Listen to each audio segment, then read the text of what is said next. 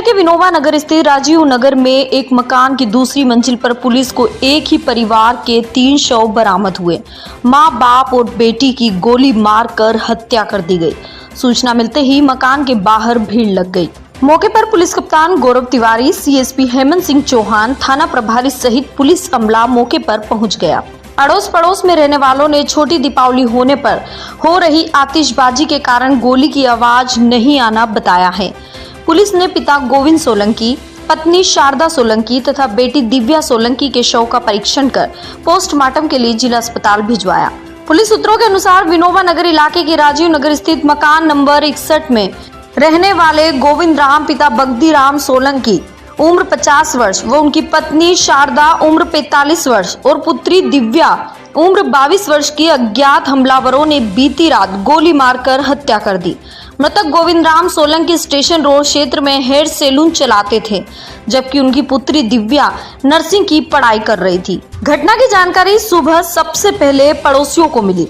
गोविंद अपने 3 मंजिला मकान की दूसरी मंजिल पर परिवार सहित रहते थे, जबकि मकान में 4-5 और भी किराएदार हैं। सुबह करीब 8:30 बजे जब पड़ोसियों ने गोविंद राम के घर का दरवाजा खुला देखा तो शंका होने पर उन्होंने अंदर झांका। भीतर तीनों के रक्त रंजित शव पड़े थे। घटना की सूचना तुरंत पुलिस को दी गई। घटना स्थल पर एफएसएल की टीम, पुलिस डॉग इत्यादि मौजूद रहे और मामले की बारीकी से जांच की जा रही है।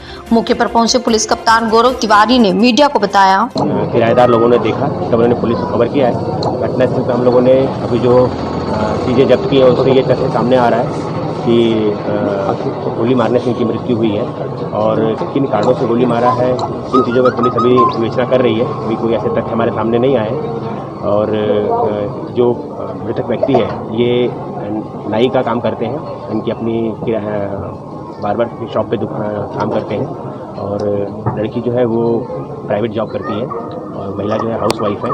तो इसमें क्या हो सकता है, किन कारणों से हुआ, ये सब अभी विवेचना का एंगल है, इसमें हम लोग प्रयास कर रहे हैं। अभी तक कोई ऐसे तथ्य सामने नहीं। संघर्ष के निशान मिले? तो संघर्ष वगैरह ऐसा कोई संघर्ष नहीं है। ऐसा देख के प्रतीत हो रहा है कि कोई नॉन पर्सन हो सकते हैं, क्योंकि जिस तरह से कोई घर में एंटर हुआ है फिर बाहर निकला है तो हो सकता है कोई जान पहचान का हो कोई वैसा।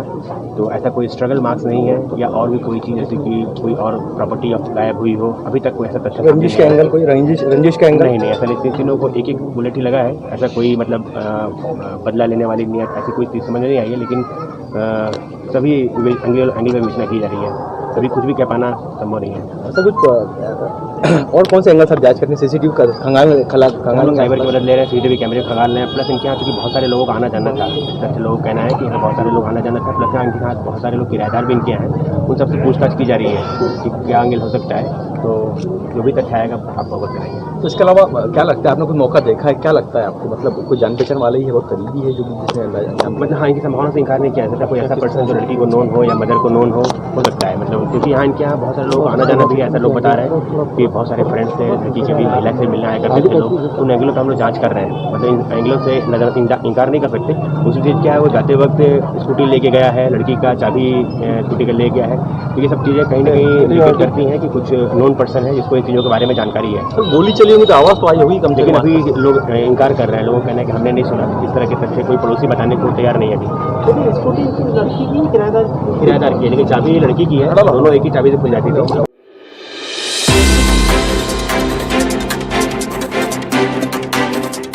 केंद्र व प्रदेश सरकार की जन विरोधी नीतियों के खिलाफ श्रम संगठनों की संयुक्त समिति द्वारा गुरुवार को हड़ताल की जा रही है। इस हड़ताल का सभी संगठनों द्वारा समर्थन भी किया जा रहा है। केंद्र सरकार की जन विरोधी नीतियों, सरकारी क्षेत्रों को निजी हाथों में बेचने, किसान विरोधी कानून के विरोध में संगठित असंगठित क्षेत्रों के कर्मचारियों, कामगारों की हड़ताल पूरे देश में रही। हड़ताल का आह्वान INTUC, AITUC, HMSC2, all India bank employees association सहित अन्य श्रमिक संगठन ने किया। इसके लिए सभी पेंशनर्स ने सुबह 11 बजे पावर हाउस रोड स्थित पत्रकार भवन में एकत्रित होकर प्रदर्शन किया। अखिल भारतीय राज्य कर्मचारी महासंघ के आह्वान पर गुरुवार को होने वाली राष्ट्रव्यापी हड़ताल का समर्थन मध्य प्रदेश तृतीय वर्ग शासकीय कर्मचारी संघ ने किया। केंद्र व राज्य सरकार की कर्मचारी विरोधी नीतियों के विरोध में प्रदर्शन किया गया। श्रम संगठन नेता कॉमरेड अश्विन शर्मा ने बताया, जैसा सभी को विदित है कि आज 26 नवंबर की अखिल भारतीय आम हड़ताल है, जिसमें शहर की जो सत्ता पक्ष की यूनियन है उसको छोड़कर बाकी समस्त आज यूनियन हड़ताल पर है।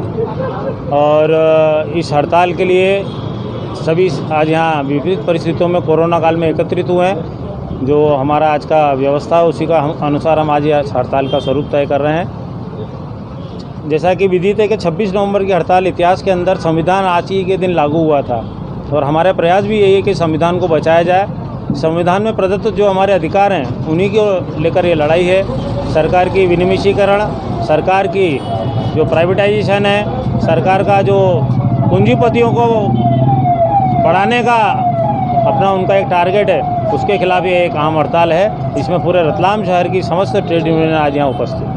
सर, कुछ मांग वगैरह रखी गई है क्या? इसमें न्यूनतम वेतन के लिए है जो 21,000 किया जाए वर्तमान परिस्थितियों में देखते हुए। जो भी कामगार काम करेगा किसी भी संगठन में या किसी के यहाँ उसको न्यूनतम वेतन 21,000 रुपये दिया जाए। साथ ही साथ जो ऐसे गरीब साथी हैं जिन्हें पेंशन नहीं मिल रही है या नाम मात्र की जिसे बोला जाए कि मजाक है पेंशन, उसको 7,500 रुपये करने का हमारा इसमें मुख्य मांग है। आशा उषा आंगनवाड़ी कार्यकर्ताओं के लिए मांगे कि उन्हें सरकारी कर्मचारी का दर्जा दिया जाए।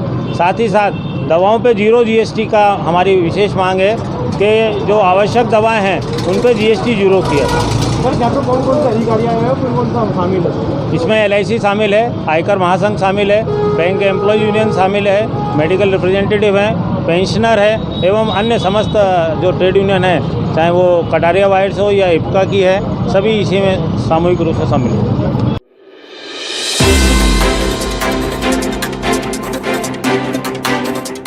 रतलाम कोचिंग इंस्टीट्यूट एसोसिएशन ने कोरोना काल के लॉकडाउन से बंद पड़ी कोचिंग क्लासों को पुनः प्रारंभ करने की जिला प्रशासन से मांग की है।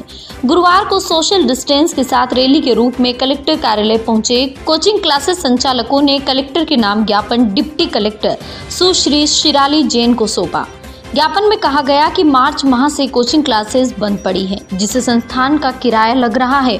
वहीं प्रतियोगी परीक्षाएं प्रभावित भी हो रही है। जिस तरह कोविड नियमों के तहत अन्य संस्थाएं और कारोबार प्रारंभ किए हैं, उसी तरह कोचिंग क्लासेसों को भी प्रारंभ करने की अनुमति देनी चाहिए।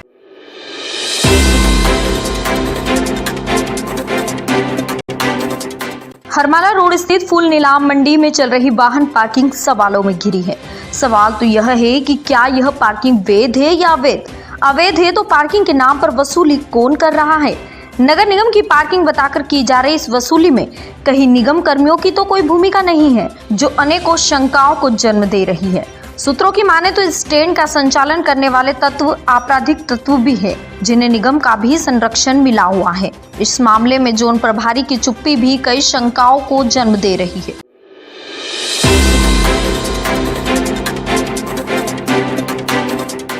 जिले में पहले कोरोना पॉजिटिव शव के प्रवेश को लेकर हाईकोर्ट में प्रस्तुत जनहित याचिका में रतलाम पुलिस की ओर से CSP के बयान हुए हैं। मामले में इंदौर और रतलाम जिला प्रशासन और इंदौर पुलिस के बयान होना अभी बाकी है। इंदौर में रहने वाले कोरोना संक्रमित बुजुर्ग को रतलाम में लाकर दफनाया गया था। उस वक्त शहर में एक भी पॉजिटिव केस नहीं था। रतलाम के अभिभाषक विस्मय चत्तर ने अभिभाषक गौरव पांचाल के माध्यम से न्यायालय के समक्ष याचिका प्रस्तुत की थी। अभिभाषक गौरव पांचाल के मुताबिक 1 साल से इंदौर में रह रहे व्यक्ति की तबीयत खराब होने पर परिजन ने उन्हें MY हॉस्पिटल में भर्ती कराया था। इलाज के दौरान कोरोना जांच के लिए सैंपल भी लिया गया था। इलाज के दौरान 4 अप्रैल को उनका निधन हो गया। 4 अप्रैल 2020 को इंदौर से रतलाम आए व्यक्ति को दफनाया गया था। 8 अप्रैल को आई रिपोर्ट में मृतक को कोरोना पॉजिटिव बताया गया। अंतिम संस्कार में शामिल लोगों पर प्रकरण दर्ज किया गया था। सोशल मीडिया तथा आसपास के लोगों से जानकारी ली। प्रस्तुत याचिका में MY हॉस्पिटल इंदौर और रतलाम के जिला प्रशासन और पुलिस को पार्टी बनाया गया था। अंतिम संस्कार की अनुमति नहीं ली गई थी। अभिभाषक पांचाल ने बताया कि न्यायालय के समक्ष CSP के बयान हुए।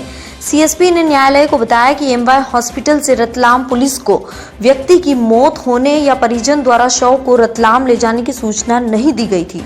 जांच में स्पष्ट हुआ कि रतलाम में अंतिम संस्कार की मृतक के परिजन ने अनुमति नहीं ली थी। चेक पोस्ट पर एम्बुलेंस को आपातकालीन सेवा मानते हुए प्रवेश मिल गया था।